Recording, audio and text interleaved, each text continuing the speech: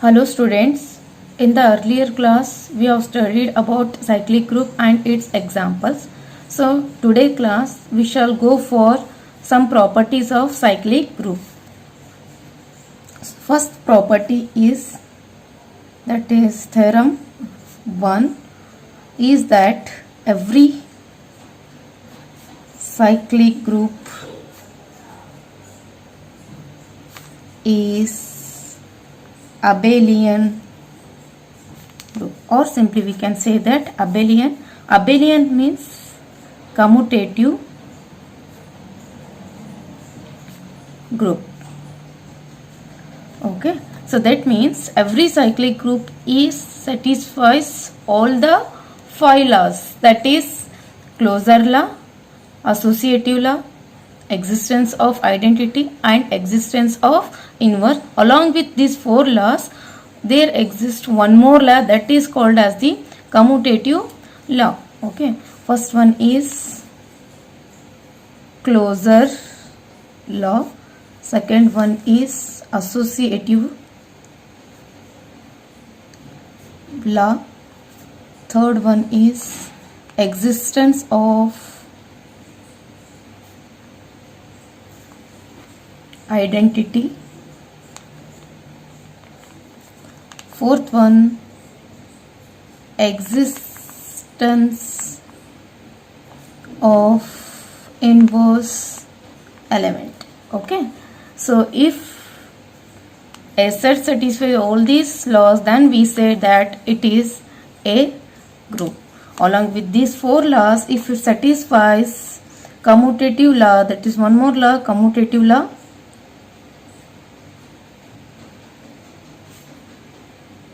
then this group or this set is called as the commutative group or abelian group. Now you already know about these laws and even commutative law. Okay, now we have to show that a cyclic group is abelian. That means because it is a cyclic group, already it is a group. That means it satisfies all these 4 laws. Now we have to show that it satisfies commutative law. In addition with this law, it satisfies commutative law, that is A dot B equals to B dot A, or we can say that X dot Y equals to Y dot A for all A comma B belongs to that group. Okay, so it is enough to show that commutative law exists. Okay, now let's begin. Okay. Proof.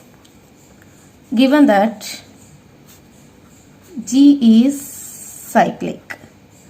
G is cyclic means it has a generator. We may denote it by A. That means each elements of the G can be represented by using this element A. For example, if I consider X and Y as the arbitrary elements of G, then these X and Y can be represented as X equals to, in terms of A powers, X can be written as A power. So I take this as M, and Y may be represented by A power N. You may take any symbol, but base must be same. Okay, so I have chosen that X equals to A power M and Y equals to A power N for some integer M and N. Okay, so we have taken X and Y belongs to G. Then X can be represented as A power M and Y can be represented as A raised to N for some integer M, and we have to show that X dot Y, that is commutative law, X dot Y equals to Y dot X. Okay, now we start with this X dot Y. Consider X dot Y. Now X can be written as A power M and Y can be written as A power N. This can be written as A power because bases are same, powers can be added, a power m plus n. or it may be written as a power n plus m, or we can write it as a power n first into a power m, a power n dot a power m, which is again a power n means it is given by y dot a power m means it is x. Therefore, we can say that x dot y equals to y dot x, which is a commutative law. Commutative law holds good.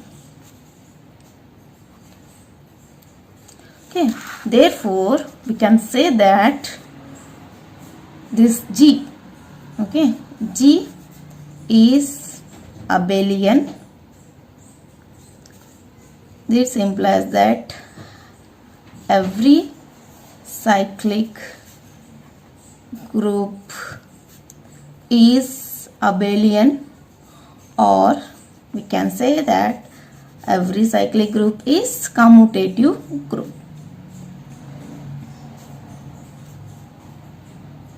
Okay. So it is very simple. The first property says that every cyclic group is abelian. For that we have to show that only commutative law. Okay. Now we shall move for the next property. Okay, before going to the next property, let us note down this theorem. Okay. Okay. Next move the next property, that is next theorem. Next theorem, theorem 2. If A is generator of cyclic group G, then A inverse is also a generator of G. Okay. In this property we have to show that if A is generator, then A inverse is also generator of G. Okay. So let us see the proof.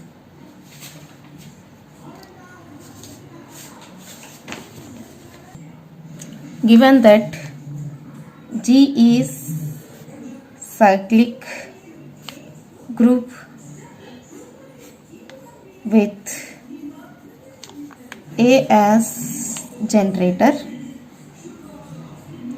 okay, that means each elements of G can be represented in terms of A powers. Now then we have to show that we shall show that A inverse is also generator of G. So for that we choose some element. Okay, already we have chosen x and y. So here in this case I will choose some arbitrary element G belongs to G. Let an element G belongs to G, then this G can be written as, let G belongs to G, then G can be written as G equals to, we have to represent in terms of A power say m. Okay, for some integer. Yeah. Okay. Next we have to show that this G can be also represented by using A inverse power something. Okay. Now G can be written as A power minus 1 minus m. A power minus 1 is nothing but A inverse power minus m. It is just a representation. Again you will get A power minus 1 minus m is equals to A power m. Okay. So G can be written as A power minus 1 minus whole power minus m, or it can be written as A power minus 1 minus m can be represented by n, where n is equals to minus m some integer. Okay, therefore G can be represented in terms of A power minus 1, that is A power A inverse powers. Okay, G can be represented in terms of A inverse. Therefore each element of G, each element G belongs to G can be written as